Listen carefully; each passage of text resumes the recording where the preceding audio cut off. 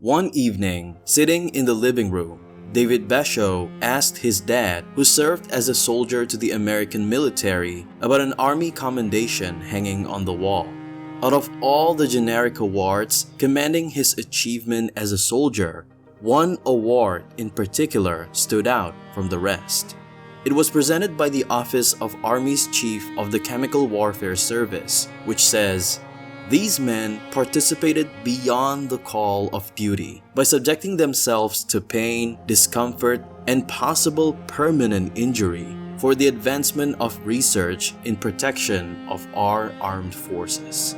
And attached was a long list of names. They were the names of the victims of the deadly mustard gas experiment. The U.S. military is worried about the effects of mustard gas on its troops. It turned out the exposure during World War II was actually self-inflicted. It was a painful, horrifying, and secret part of America's history during World War II. Exposure to toxic chemicals is a shared experience for thousands from America's greatest generation. They were essentially used as human guinea pigs, being exposed to mustard gas. American military officials called mustard king of the gases, and they used enlisted men as human test subjects. The squad is sent into a gas chamber, and gas is released. Survivors recall being herded into gas chambers and screaming to be released. If you haven't checked your mask carefully enough, you'll find out now. During the First World War, there were significant advancements in weaponry spanning the 16th to the 20th century. The introduction of gunpowder in the 16th and 17th centuries marked a pivotal moment with the introduction of gunpowders, which enabled us to eliminate multiple enemies with a single offensive effort.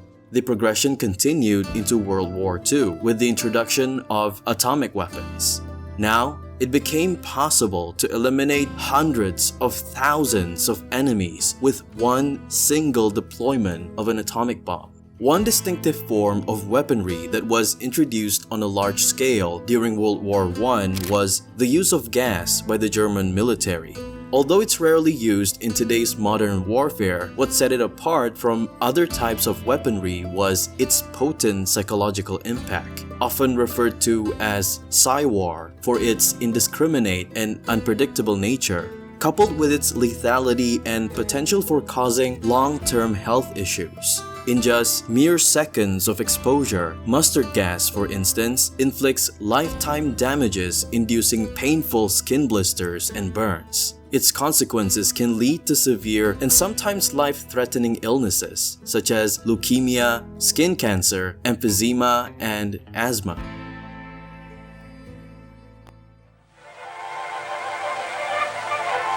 Gas is being used in this war.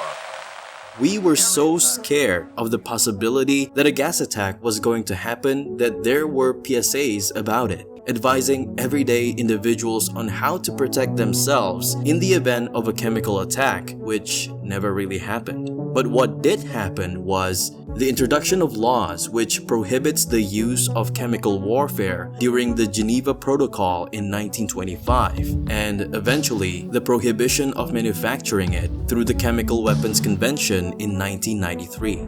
Now that we are up to speed about the history of chemical warfare, we can now talk about what happened in the 1940s.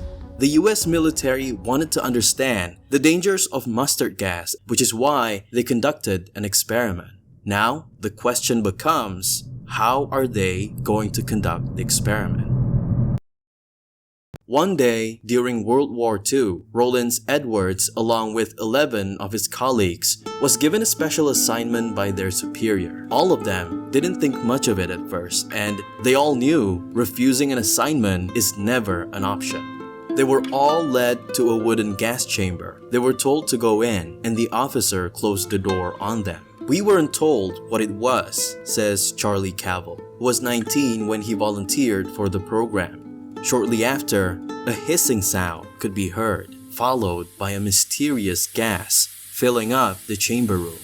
Until we actually got into the process of being in that room and realized, wait a minute, we can't get out of here. Everybody started panicking, and the sound of banging metal could be heard. as the soldiers begged for their doors to be opened. To exacerbate the intensity of the gas, blocks of ice sat on shelves overhead with fans, blowing across them to increase the humidity of the room. Guys started screaming and hollering and trying to break out, and then some of the guys fainted, and finally they opened the door and let us out, and the guys were they were in a bad shape. It felt like you were on fire. While in the chamber, Cavill's skin began reddening and burning in the areas where he would sweat profusely, between his legs, behind his neck, and under his arms. Blisters gradually formed, reaching the size of half-dollar coins in those same locations. After 2 hours, the officer directed Cavill to return to his barracks and persist in wearing his gas-saturated uniform. Even after the experiment, Cavill remained in the dark about what had transpired. "We weren't told what it was," recalls Charlie Cavill. He went on to explain that they were bound to secrecy, and the officer issued a stern warning to him and the other participants. If they shared any information about their knowledge or involvement in the experiments, they faced the threat of a dishonorable discharge and confinement in the military prison. Adding to the secrecy, all records involving the mustard gas experiment were conducted covertly and omitted from the subjects' official military records. Which is why, even if they choose to disclose their experiences, they don't have any real proof of what they had endured. None of the participants received follow-up healthcare or any form of monitoring, leaving some unable to obtain proper medical treatment for their injuries because they couldn't share the details with doctors. Eventually, the study was declassified for public knowledge. As it turns out, the scope of the study was far more extensive than Cavill or Rowlands could have ever imagined. A staggering total of 60,000 enlisted men participated in the mustard gas experiment with the goal of understanding how to best protect Allied soldiers from potential gas attacks and how to incapacitate the enemy. Medical scientists carried out these studies at various locations. But those are only the studies conducted in the US, as its neighboring allies also conducted their own studies, which includes Britain, Canada, and Australia. Declassified records and reports published shortly after revealed 3 types of experiments. Patch tests involving direct application of liquid mustard gas onto test subjects' skin, field tests where subjects were exposed to gas outdoors in simulated combat settings, and chamber tests wherein men were confined inside gas chambers while mustard gas was piped in. To repay the victims of the study, the Department of Veterans Affairs, VA, made 2 promises: to locate approximately 4,000 men who were subjected to the most extreme of tests and to provide compensation to those with permanent injuries. The VA established a list of illnesses linked to mustard gas exposure, including skin cancer, leukemia, and chronic respiratory issue. And according to the agency, if a veteran has an illness on the list and can demonstrate exposure, they are entitled to benefits. Now, you might think that this marked the end of the entire experiment, finally putting it to rest, right? But unfortunately, that assumption is far from the truth. A Canadian researcher by the name of Susan Smith published disturbing details about the study in an article, revealing it to be a race-based experiment. Initially, her article didn't attract much attention until NPR conducted a more comprehensive investigation into the true nature of the events. What's particularly perplexing is the focus on the victims of the experiment. More precisely, the studies aim to compare the effects of mustard gas exposure on different racial groups, including whites, African Americans, Japanese Americans, and Puerto Ricans. At least 4 research projects were dedicated to comparing mustard gas exposure in African American soldiers to their white counterparts. Similarly, there were at least 4 projects comparing Japanese American soldiers to white soldiers, and One study focused on comparing Puerto Ricans to white soldiers.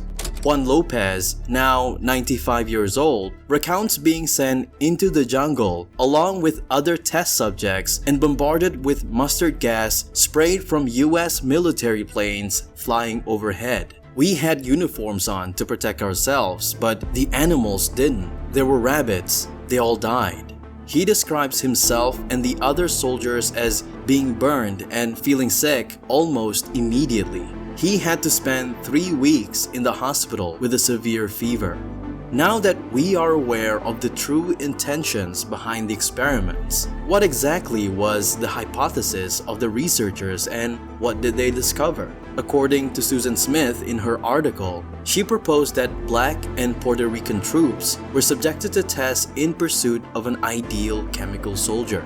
The idea was that if these soldiers proved more resistant, they could be deployed on the front lines, while white soldiers remain in the rear, protected from gas exposure. This narrative reflects a racist viewpoint that has persisted for at least 2 centuries in American research, where scientists anticipate uniformity within and differences across racial groups. A false belief that unfortunately was firmly held even though their assumptions were not supported by their studies. In the end, the researchers admitted that the most significant finding was individual variation, which means different people have different reactions to the gas regardless of their race. To make it even worse is the failure of the Department of Veterans Affairs to fulfill its promise to compensate the victims of the study. Despite pledging compensation to 4,000 veterans, the Department of Veterans Affairs located and offered compensation to only 610 victims. NPR conducted interviews with veterans who met all the requirements but were denied for years, sometimes decades, as the VA continuously requested more information and proof. Even more than 7 decades after World War II, hundreds of surviving veterans who participated in secret mustard gas experiments and other toxic training continue to grapple with long-term health consequences, as underscored in a congressional report. Among those affected is 90-year-old Army veteran Arla Harrell. In response to the pressing need to address the challenges faced by these veterans, Senator Claire McCaskill introduced a bill to Congress in 2017, named the Arla Harrell Act. This legislation aims to reassess disability compensation claims for veterans who were subjects of the mustard gas experiments during World War II. The bill recognizes the classified nature of the program, record-keeping failures, and the subsequent challenges faced by veterans in proving their involvement in the study. I would love to conclude this video on a positive note by discussing the remarkable achievements of these individuals in uncovering the US government's long-concealed actions against its own troops.